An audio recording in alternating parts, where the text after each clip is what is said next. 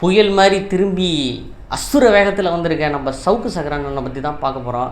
அவர் ஒரு முக்கியமான விஷயம் இப்போ பேசிகிட்டு இருக்காரு. ஏன் வந்து ஸ்டாலின் அவர்களை வந்து பொம்மை முதல்வர் அப்படின்னு சொன்னதுக்கு வந்து விளக்கம் கொடுத்துருக்காரு.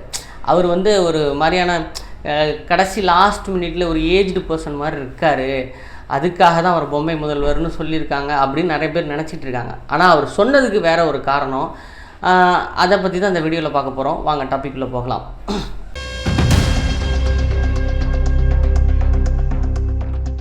இப்போ என்னென்னா, அவர் ஏன் பொம்மை முதல்வர்னு ஸ்டாலினை சொல்லியிருக்காரு அப்படிங்கிறதுக்கு வந்து சவுக்கு சங்கர் அவர்கள் வந்து ஒரு விளக்கம் கொடுத்துருக்காரு.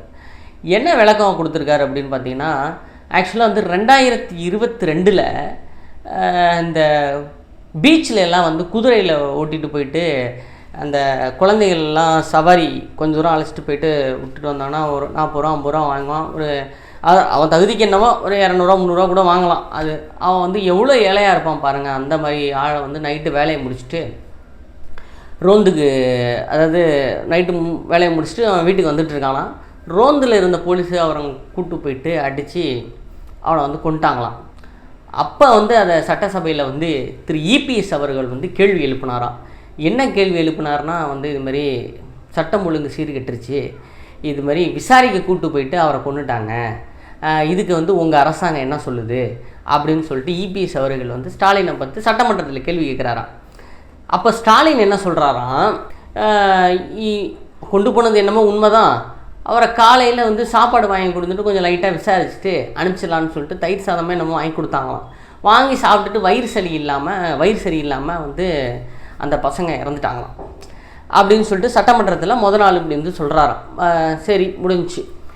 இது வந்து அந்த பசங்களை அடித்த அதனுடைய ரெக்கார்டு, அதாவது இந்த இதுன்னு சொல்லுவாங்கள்ல, இந்த டாக்டர் சர்டிஃபிகேட்டு, அந்த சர்டிஃபிகேட்டில் என்ன சொல்கிறாங்கன்னா, அந்த உடற்கூறு ஆய்வு சர்டிஃபிகேட்டில் என்ன சொல்கிறாங்கன்னா வந்து உடம்பு பூரா அதிகப்படியான காயங்கள், உடம்புல அடி வாங்காத இடமே இல்லை, காயம் இல்லாத இடங்களே இல்லை, அந்த அளவுக்கு அவரை போட்டு அடிச்சிருக்கிறாங்க, பயங்கரமாக அடிச்சிருக்கிறாங்க, அதனால தான் அவங்க இறந்து போயிருக்காங்கன்னு சொல்லிட்டு உடற்கூறு ஆய்வர் சொல்கிறாங்களாம். இல்லை, ஒரு வாரம் கழித்து ஸ்டாலின் அவர்கள் வந்து சட்டசபையில் பேசுகிறாராம். இது மாதிரி காவல்துறை, என்னுடைய ஆட்சியில் உள்ள இந்த காவல்துறை வந்து இது மாதிரி கூட்டு போய் விசாரிக்கிறேங்கிற பேரில் அடித்து கொண்டுட்டாங்க, இதை நான் சும்மா விட மாட்டேன், இதை கண்டிப்பேன் அப்படின்னு சொல்லிட்டு ஒரு சிபிஐக்கு உத்தரவிடுறாராம். இது எப்படி நடந்துச்சு அப்படின்னு சொல்லிட்டு விசாரணை அறிக்கை தாக்கல் செஞ்சு அவங்கள இது பண்ணணும் அப்படின்னு சொல்லிட்டு. இதை இப்போ இந்த முதலமைச்சர் வந்து யாரை கேட்டு நாள் வந்து சட்டமன்றத்தில் வந்து இது மாதிரி சாப்பாடு வாங்கி கொடுத்தாங்க, வயிறு சரியில்லை, இறந்து போயிட்டாங்கன்னு சொல்லிட்டு யாரை கேட்டு சொல்லுவார்னா, அந்த சம்மந்தப்பட்ட துறை அதிகாரிகள் கேட்டு அவர் சொல்லுவாராம். அப்படிப்பட்ட சம்மந்தப்பட்ட துறை அதிகாரியானா அப்போ வந்து காவல்துறை பொறுப்பு அதிகாரியாக இருந்தது வந்து சங்கர் ஜிவாலாம், அவரை கேட்டு வந்து சொல்லியிருக்கிறாங்க. இதுமாரி அவர் சொல்லியிருக்காரு, இதுமாரி சாப்பாடு வாங்கி கொடுத்து சரியில்லை, அதனால் இறந்து போயிட்டாங்க அப்படின்னு சொல்லிட்டு. இப்போ ஒரு இந்த நாட்டினுடைய மிக அதாவது தமிழ்நாட்டினுடைய உச்ச தலைவர் அப்படிங்கிறது யாருன்னா முதலமைச்சர் அவர்கள். அதிகப்படியான அதிகாரத்தில் உள்ளவர் யாருன்னா முதலமைச்சர் தான். அந்த முதலமைச்சருக்கு ஒரு பொய்யான தகவலை சொல்லி சட்டமன்றத்தில் மக்கள்லாம் பார்க்கக்கூடிய அந்த சட்டமன்றத்தில் பல எம்எல்ஏக்கள், அமைச்சர்கள்லாம், பல எம்எல்ஏக்கள்லாம் உள்ள அந்த சபையில் பல பேர் மக்கள்லாம் டிவி வழியாக பார்க்கக்கூடிய அந்த சட்டசபையில் ஒரு அதிகாரத்தில் உள்ள அந்த முதலமைச்சர் வந்து ஒரு போலீஸ் அதிகாரி சொன்னார் அப்படின்னு சொல்லிட்டு அவரை கிராஸ் வெரிஃபிகேஷன் பண்ணாமல் இவர் டைரெக்டாக சொல்லிட்டார்.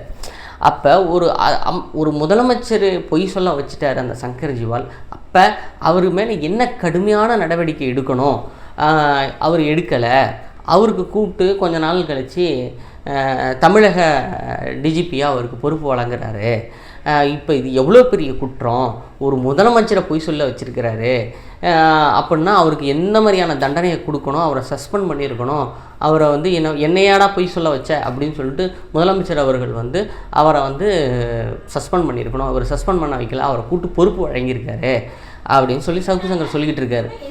அதே மாதிரி இதே நேரத்தில் எடப்பாடி பழனிசாமி அவர்கள் இருந்தாருன்னா இதை வந்து வேறு மாதிரி பண்ணியிருப்பார்.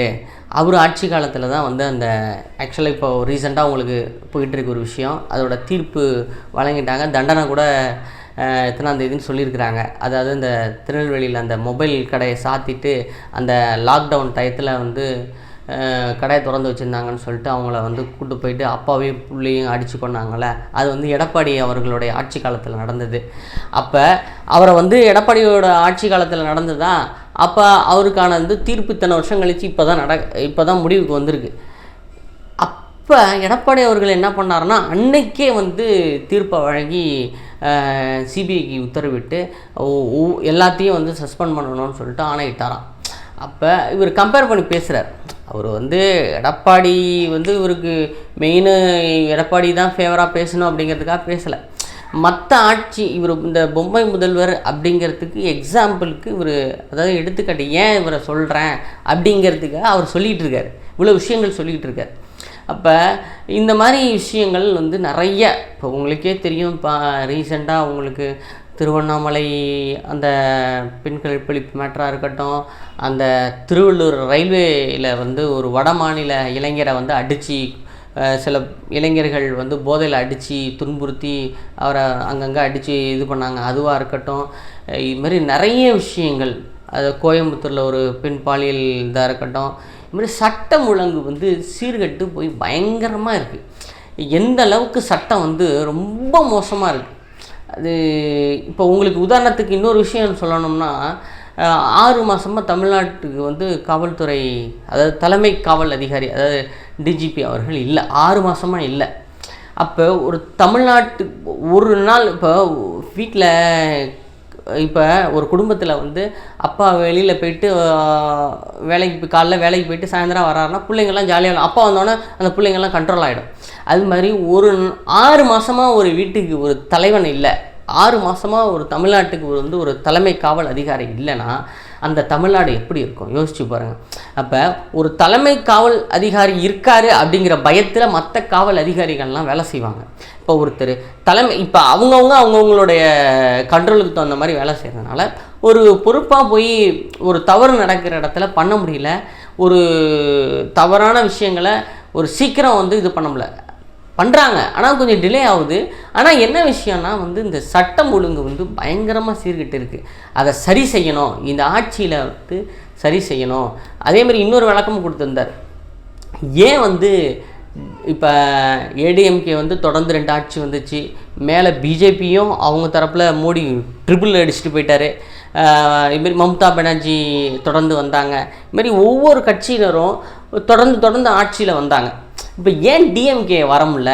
கட்சி ஆரம்பித்ததுலேருந்து இப்போ வரையும் ஏன் வந்து அவங்க தொடர்ந்து ஆட்சிக்கு வர முடியல அப்படின்னா, இது மாதிரி சட்டம் ஒழுங்கு சீர்கிட்டு இருக்குது, அதனால தான் அவங்க ஆட்சிக்கு வர முடியல அப்படின்னு சொல்லிட்டு சவுக்கு சங்கர் விளக்கமாக சொன்னார்.